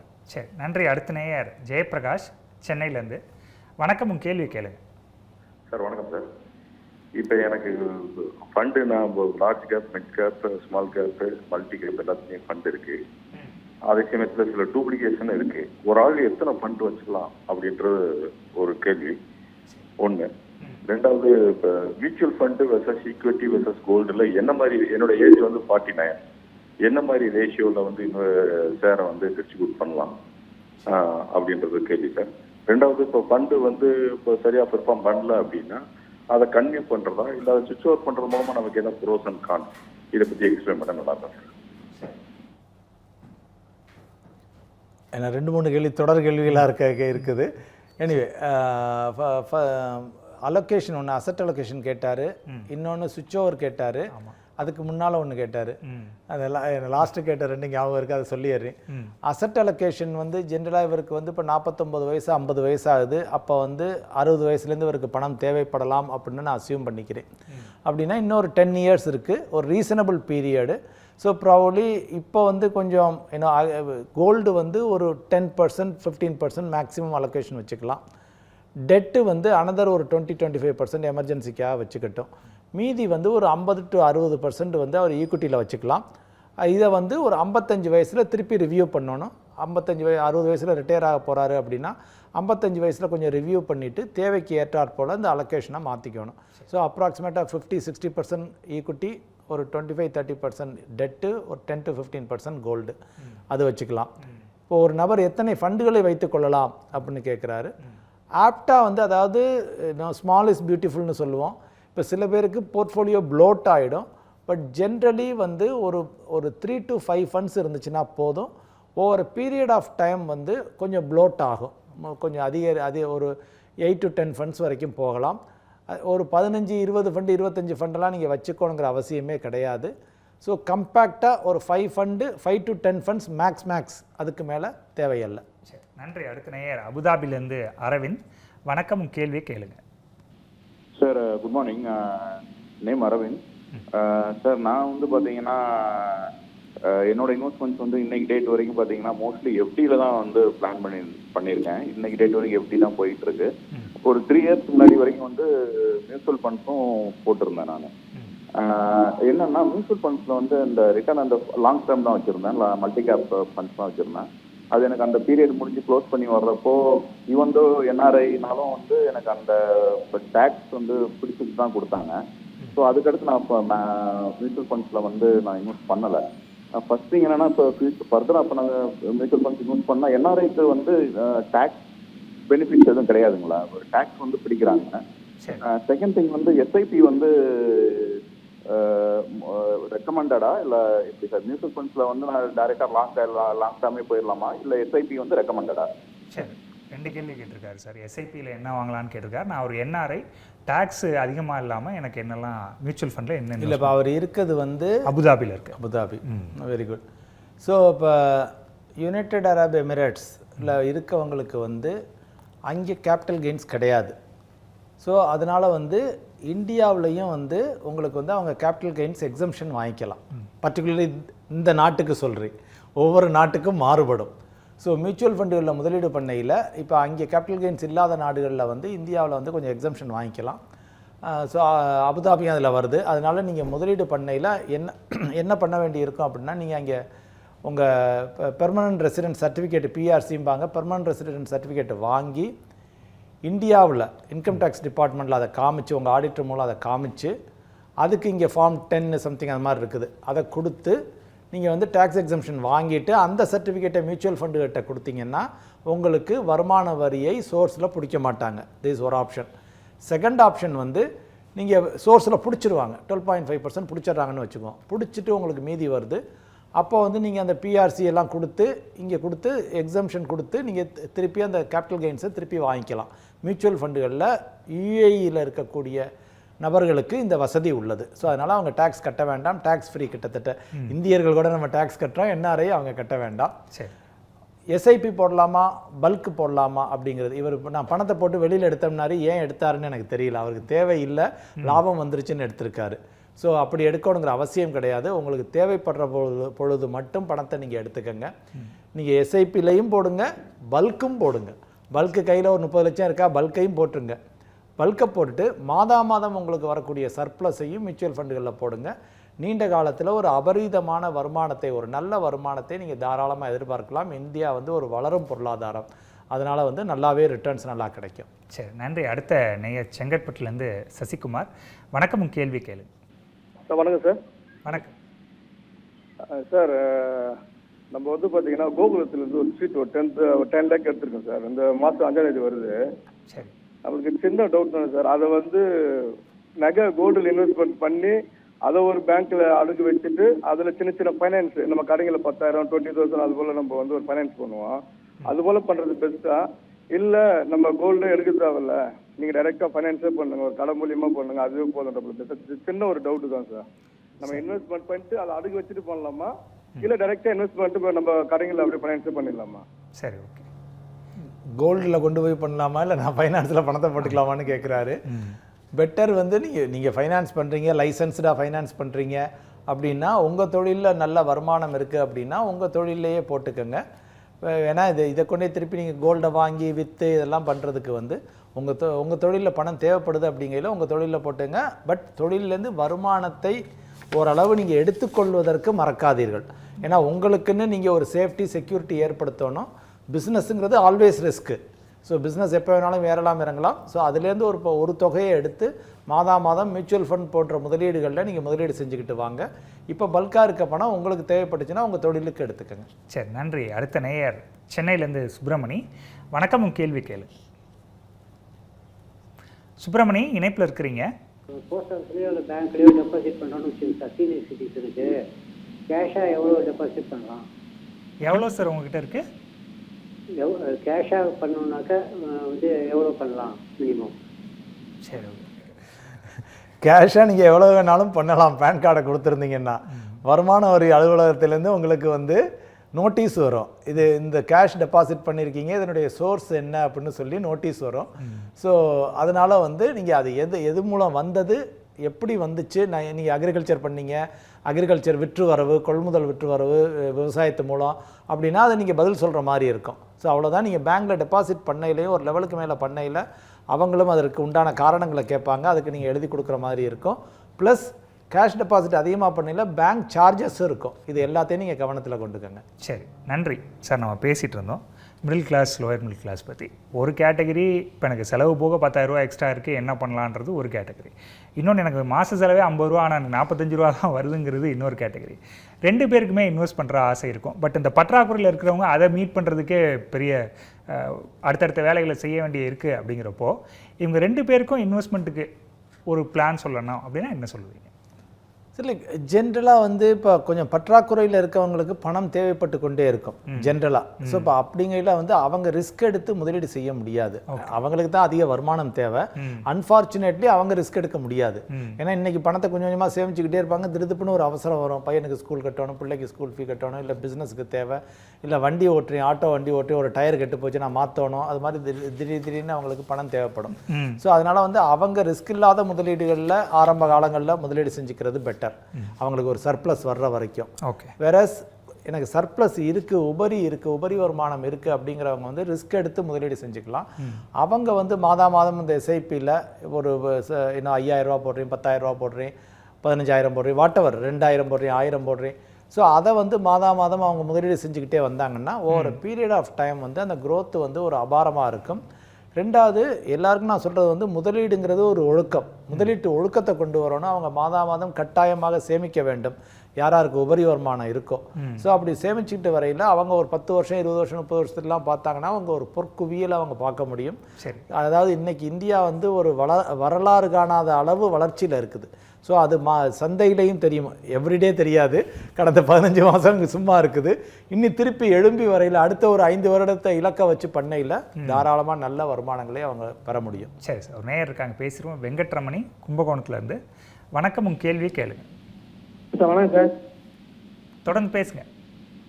உள்ள சார், வந்து நான் ரிட்டையர் ஆகிட்டேன் பேங்க்லேருந்து. இப்போ வந்து ஃபண்ட்ஸ் இருக்கு, அதை வந்து எப்படி மியூச்சுவல் ஃபண்ட்ஸ் போட்டால் அதுக்கு வந்து டிமேட் அக்கௌண்ட் ஓப்பன் பண்ணுவா, சாதாரண அக்கௌண்ட்லேயே போடுமா சார்? ஒரு பொண்ணூர் பண்ணியா, அது என்ன சார் பண்ணலாம்? அதுதான் சார். சரி, ஷூர். அதாவது நீங்கள் மியூச்சுவல் ஃபண்டுகளில் முதலீடு செய்வதற்கு டிமேட் அக்கௌண்ட் அவசியம் இல்லை. ரெண்டாவது, நான் வந்து பர்டிகுலராக வந்து டிமேட் அக்கௌண்ட்டில் போகாதீங்க அப்படின்னு சொல்லுவேன் ஒரு இதுக்கு. ஏன்னா அதில் வந்து ஃப்ளெக்சிபிலிட்டி கம்மி. ஏதாவது இன்னும் இஷ்யூஸ் நடந்துச்சுன்னா நீங்கள் போய் ரிசால்வ் பண்ணுறது புரோக்கர்கிட்ட பேசணும், பாம்பேயில் பேசுங்கம்பாங்க, நம்மளால் உடனே ரிசால்வ் பண்ண முடியாது. ஸோ நார்மலாக ஃபிசிக்கல் மோட்லேயே, ஆன்லைன் மோடில் ஸ்டில் பண்ணிக்கலாம், ஆன்லைன் மோடு தான், பட் ஃபிசிக்கல்னு சொல்லுவோம். டிமேட்டில் போகாதீங்க, ஃபிசிக்கல்லே போய்க்கோங்க. ஸோ அந்த ஃபிசிக்கலில் போயில உங்களுக்கு வசதி. நீங்கள் இப்போ ரிட்டையர் ஆகி வந்திருக்கீங்க, பணம் கையில் இருக்குன்னா அது கொஞ்சம் ஒரு பாதுகாப்பாக சேஃபான முதலீடுகளில் நீங்கள் பண்ணணும். ஸோ உங்களுக்கு அதுலேருந்து வருமானம் தேவைப்பட்டுச்சு அப்படின்னா சீனியர் சிட்டிசன் சேவிங்ஸ் ஸ்கீம்ஸ் மாதிரி போய்க்கோங்க. அது வந்து பெட்டர், பாதுகாப்பாக இருக்கும், அதே சமயத்தில் ஒரு ரெகுலர் வருமானமும் இருக்கும், கன்சர்வேட்டிவான முதலீடு. இப்போ இல்லை எனக்கு ஓரளவு பென்ஷன்லாம் வருது, இதை என்னால் கொஞ்சம் ரிஸ்க் எடுக்க முடியும் அப்படின்னா மியூச்சுவல் ஃபண்டுகளில் நீங்கள் ஆரம்பிங்க. To start with hybrid mutual ஃபண்டுகளில் போய்க்கலாம். ஹைப்ரிட் மியூச்சுவல் ஃபண்டில் போட்டுட்டு இன்னும் balanced advantage funds, hybrid aggressive funds அதெல்லாம் இருக்குது. ஸோ அது மாதிரி கேட்டகரியில் ஃபண்டை போட்டுட்டு அதுலேருந்து உங்களுக்கு மாதம் வருமானம் வேணும்னா எஸ்டபிள்யூபி மூலம் எடுத்துக்கலாம். அப்படி இல்லை அப்படின்னா ஐடிசிடபிள்யூ ஸ்கீம்ஸ் தர்றாங்க. உங்களுக்கு இப்போ 12 லட்சத்துக்கு கீழே தான் வருமானம் இருக்குது அப்படின்னா அந்த டேக்ஸ் அட்வான்டேஜை நீங்கள் யூஸ் பண்ணிக்கிறதுக்கு ஐடிசிடபிள்யூ சில ஸ்கீம்ஸ் எல்லாம் இருக்குது. மந்த் ஆன் மந்த்து அவங்க ஐடிசிடபிள்யூ டிவிடெண்ட் மாதிரி கொடுத்துக்கிட்டு இருக்காங்க. இன்கம் டிஸ்ட்ரிபியூஷன் கம் வித்ட்ராவல்னு சொல்லுவோம். ஸோ அது மாதிரி ஸ்கீம்ஸ்லையும் போட்டுக்கோங்க. உங்களுக்கு ஸ்பெசிஃபிக்காக வந்து உங்களுடைய பர்டிகுலர் சுச்சுவேஷனை அனலைஸ் பண்ணி தான் நம்ம ஸ்பெசிஃபிக்காக சொல்ல முடியும். சரி, நன்றி அழைத்தமைக்கு சார். இன்ஸ்டன்ட் பணக்காரர் அப்படிங்கிற ஒரு மாயையை சோஷியல் மீடியாவில் பார்க்க முடியும். நீங்கள் கூட குறிப்பிட்டீங்க 25 லட்ச ரூபா ஒருத்தர் போய் போட்டார் அப்படிங்கிறத. அப்படி அந்த மாதிரி விஷயங்களை எப்படி ஜாக்கிரதையாக அணுகிறது? சரி, ஜென்ரலாக நான் இப்போ உங்களுக்கு காலையில் சொன்னது வந்து சிவகாசியிலேருந்து ஒரு கஸ்டமர். அவர் வந்து என்னென்னா, இப்போ நம்மகிட்ட முதலீடு பண்ணுறதுக்கு நான் ஆஃபீஸை வந்து தான் பார்த்துட்டு எல்லாம் பண்ணிட்டு தான் செய்வோம்னு சொல்லி எங்கள் ரிலேஷன்ஷிப் மேனேஜர்கிட்ட சொல்லியிருக்காரு. இப்போ அதே ரிலேஷன்ஷிப் மேனேஜரை கூப்பிட்டு இந்த பாருங்கன்னு அந்த ஒரு லேடி நல்லா பேசுனாங்க, அவங்ககிட்ட நான் 25 லட்ச ரூபா போட்டுட்டேன் அப்படின்னு. எங்கே போட்டிங்க அனுப்புங்கன்னா ஒரு வெப்சைட் அனுப்புகிறாரு. அந்த வெப்சைட்டுக்கு இந்தியாவில் கான்டாக்ட் டீட்டெயில்ஸ் எதுவுமே கிடையாது. கோல்டு மைனிங் கம்பெனிஸ் அது இதுன்னு ஏதோ போட்டிருக்காங்க. நாங்கள் உடனே சொன்னோம், இல்லைம்மா கூப்பிட்டு நீ அவரை உடனே ரிடம்ஷன் பண்ண சொல்லிடு, பணத்தை எடுத்துட சொல்லி. அவர் ஆல்ரெடி போட்டிருக்காராம் சார், இன்னும் போடவான்னு கேட்டு. இன்னமெல்லாம் போட வேண்டாம், நீங்கள் உடனே பணத்தை வித்ட்ரா பண்ண சொல்லிவிடு, கம்ப்ளீட்டாக கேட்டு வித்ட்ரா. இவர் உடனே நம்மகிட்ட பேசிட்டு இங்கே ஆஃபீஸில் பேசிட்டு உடனே வித்ட்ரா பண்ணுங்க அப்படின்னு சொல்லி அங்கே ஃபோன் பண்ணி சொல்லியிருக்காரு. அவங்க உடனே சொல்லியிருக்காங்க, நீங்கள் உடனே வித்ட்ரா பண்ணணும்னா டிடிஎஸ் பே பண்ணணும், அதுக்கு 5 லட்ச ரூபா, இன்னும் 5 லட்ச ரூபா ட்ரான்ஸ்ஃபர் பண்ணுங்க அப்படின்னு. அவர் திருப்பி நம்ம ஆஃபீஸை கூப்பிட்டார். ஒரு ரூபா கூட எக்ஸ்ட்ரா பண்ண வேண்டாம், ஆல்ரெடி அவர் ஏமாந்துட்டார், ஸோ நீ ஃபர்தராக எதுவும் பண்ண வேண்டாம் அப்படின்னு சொல்லி சொன்னோம். இதில் என்னென்னா பிரச்சனை என்ன, மக்களுக்கு வந்து அதிகமாக நீங்கள் சொன்னது தான், இன்ஸ்டண்ட்டாக நான் பணக்காரன் ஆகணும், நான் 5 லட்சம் போட்டால் 10 லட்சம் கிடைக்கணும், 10 போட்டால் 20 கிடைக்கணும் அப்படின்னு சொல்லிட்டு அவங்க வந்து இந்த ஆப்பில் கொண்டாந்து காமிச்சிடுறாங்க. நான் போட்டோன்னா அடுத்த நான் வந்து நீங்கள் உங்களுடைய ஒரு 10 லட்சம் வந்து இன்றைக்கி 12 லட்சம் ஆயிடுச்சுங்கிறாங்க. ஃபர்தராக வேணும்னா போட்டுங்க, நான் நாளைக்கு இன்னும் ஏறிடும், நான் கோல்டு மைனிங் கம்பெனியில் கொண்டு இன்வெஸ்ட்மெண்ட் பண்ணுறோம், கோல்டை விட அதிகமாக டபுளாக கிடைக்கும். ஸோ இவர் திருப்பி அடுத்த ஒரு 10 லட்சத்தை ட்ரான்ஸ்ஃபர் பண்ணுறாரு. அப்போ 10 10 20 திருப்பி ஒரு வாரத்திலேயே அதை வந்து ஆப்பில் அவங்க காமிக்கிற 28 லட்சம் ஆச்சுன்னு காமிக்கிறோம் இன்னும் ஃபர்தர். ஸோ இப்போ இது மாதிரி குயிக்காக பணம் வந்துக்கிட்டே இருக்குது அப்படின்னா தெர் இஸ் சம்திங் ராங். ஏன்னா மார்க்கெட்டில் வந்து லாபமும் இருக்கும் நஷ்டமும் இருக்கும். Market is subject to market risk, investments R subject to market risk, mutual fund investment எல்லாமே நம்ம சொல்கிறோம். அப்படி இருந்தும் கேளாமல் இவங்க போய் வந்து பணத்தை போட்டுடுறாங்க. ஸோ தயவு செஞ்சு யாருமே இன்ஸ்டன்ட் பணக்காரராக ஆசைப்படாதீங்க. அது வந்து நெக்ஸ்ட் டு இம்பாசிபிள், யாராலையும் முடியாது. கிராஜுவலாக தான் உங்களுடைய பணம் வளரும். அதில் ஏமாறாமல் இருக்கிறதுக்கு ஆன்லைனில் பேசுகிறத கேட்டு நீங்கள் ஆன்லைன்லேயே போய் பணத்தை ட்ரான்ஸ்ஃபர் பண்ணிடலாம் பண்ணிடாதீங்க. பெட்டர் வந்து யார் மூலம் முதலீடு பண்ண போகிறீங்களோ அவங்க ஆஃபீஸுக்கு போங்க, பாருங்கள், அவங்களுடைய வெப்சைட்டு பாருங்கள். அவங்களுடைய வெப்சைட்டில் வந்து ரிஜிஸ்ட்ரேஷன் நம்பர் இருக்கான்னு பாருங்கள். செபி ரிஜிஸ்ட்ரேஷன் நம்பர் இருக்கும், ஆர்பிஐ ரிஜிஸ்ட்ரேஷன் நம்பர் இருக்கும். இது எல்லாத்தையும் தரவாக அனலைஸ் பண்ணி ஒருத்தர் 2 பேர்கிட்ட ரெஃபரன்ஸ் கேட்டு அதுக்கப்புறம் முதலீடுகளை செஞ்சிங்கன்னா இந்த இன்ஸ்டன்ட் லாஸஸை தவிர்க்கலாம். ஏன்னா கோடிக்கணக்காக லட்சக்கணக்காக மக்கள் பணத்தை தொலைச்சிக்கிட்டு இருக்காங்க. மினிமல்லையும் வாங்குறாங்க. சில பேர் வந்து லட்சக்கணக்கில் ஏமாத்துறாங்க. இன்னும் சில பேர் எங்கள் ஆஃபீஸை கூப்பிடையில், சார் உங்கள் ஃபோட்டோ போட்டிருந்தாங்க, உங்கள் கம்பெனியை போட்டிருந்தாங்க, 10,000 ரூபா ட்ரான்ஸ்ஃபர் பண்ண சொன்னாங்க, 10,000 20,000 ஆகுன்னு. நாங்கள் அப்படி யாரையுமே கூப்பிட மாட்டோம். 10,000 20,000. ஸோ இப்போ அது மாதிரியும் ஏமாத்துறாங்க. 10,000 ரூபாய் மினிமல்னா உடனே யாரும் ரிஸ்க் எடுக்க துணிவாங்கல்ல, 10,000 ரூபா தானே அப்படின்னு சொல்லிட்டு. இது ஆந்திராவிலேருந்தெல்லாம் கொஞ்சம் அதிகமாக நடக்குது. ஆந்திராவிலேருந்து கால்ஸ் வருது, பீகார்லேருந்து வருது, பல மாநிலங்கள்லேருந்து வெளி மாநிலங்கள்லேருந்து கால்ஸ் எல்லாம் வருது. ஸோ அதனால் மக்கள் வந்து அவங்க ஹார்ட் ஏர்ன்டு மணியை கொஞ்சம் ஜாக்கிரதையாக பார்த்து முதலீடு செய்ய வேண்டும். சரி சார், இறுதி பகுதிக்கு வந்துட்டோம். 2025 தங்கமும் வெள்ளியும் அதிக லாபத்தை கொடுத்துருக்குது. 26 எப்படி இருக்கும் சுருக்கமாக? சில வெள்ளிங்கிறது வந்து கொஞ்சம் ஸ்பெக்குலேட்டிவ் அசட் கிளாஸ். கம்பேரிட்டிவ்லி சடனாகவும் ஏறும் சடனாகவும் இறங்கும், அது வாய்ப்புகள் இருக்கிறது. அதே மாதிரி கோல்டும் வந்து ஏறும் இறங்கும். இப்போ கோல்டுக்குள்ள ஒரே ஒரு வித்தியாசம் என்ன அப்படின்னா, கோல்டை வந்து பல மத்திய அரசாங்கங்கள் வாங்குகின்றன, இன்க்ளூடிங் நமது Reserve Bank of India, China government, Russian government, Turkey government மாதிரி பல நாடுகள் வாங்குறாங்க. ஏன்னா அமெரிக்கன் டாலர் மேலே இருந்த நம்பிக்கை அவங்க இழந்து விட்டதுனால. That is the main reason. So அதனால கோல்டு வந்து ஸ்டில் இன்னும் கொஞ்சம் இந்த அரசாங்கங்கள் வாங்கும் வரைக்கும் ஏறும். ஏன்னா ப்ரொடக்ஷன் வந்து லிமிட்டட் தான். இதே அளவு ஏறுமா அப்படின்னா நம்மளால் சொல்ல முடியாது. வெள்ளி வந்து ஆல்ரெடி ஒரு நல்ல ஒரு பீக்கை ரீச் ஆயிருச்சுன்னு தான் நான் என்னுடைய பர்சனல் ஒப்பீனியனு. ஜென்ரலாக அதனால் வந்து நீ இப்போ ஒரு அலோகேஷன் கொடுக்குறவங்க கொஞ்சம் பார்த்து ஆலோசித்து கொடுக்க வேண்டும் அப்படிங்கிறதான் என்னுடைய தாட். சரி சார், நிகழ்ச்சியில் கலந்து கொண்டமைக்கு மிக்க நன்றி. நன்றி. நேயர்களே, மீண்டும் அடுத்த வாரம் சந்திக்கலாம். நன்றி, வணக்கம். திருநெல்வேலி மக்களே, நம்ம திருநெல்வேலியில உங்களுக்குன்னு ஒரு சொந்த வீடு கட்ட ஒரு பெஸ்ட் சான்ஸ் வந்திருக்கு. Yes, launching G Square Artistic Enclave Thachanallur. திருநெல்வேலியோட ஃபர்ஸ்ட் எவர் கேட்டட் கம்யூனிட்டி, அதுவும் அமிர்தா வித்யாலயம் பக்கத்திலேயே. நம்ம G Squareல மட்டும்தான் no middle man, so no extra charges. அதனாலேயே market price 13 lakhs per cent இருக்கும்போது G Square பிரைஸ் ஒரு சென்ட்டுக்கு வெறும் 6.9 lakhsல கொடுக்க முடியுது. திருநெல்வேலியில எங்க வேணா தேடி பாருங்க, இதை விட கம்மியான பிரைஸ்ல இவ்ளோ தரமான கம்யூனிட்டி கிடைக்க வாய்ப்பே இல்ல. சோ சான்ஸை மிஸ் பண்ணாம இன்னைக்கே உங்க பிளாட்டை புக் பண்ணிருங்க. G Square Artistic Enclave.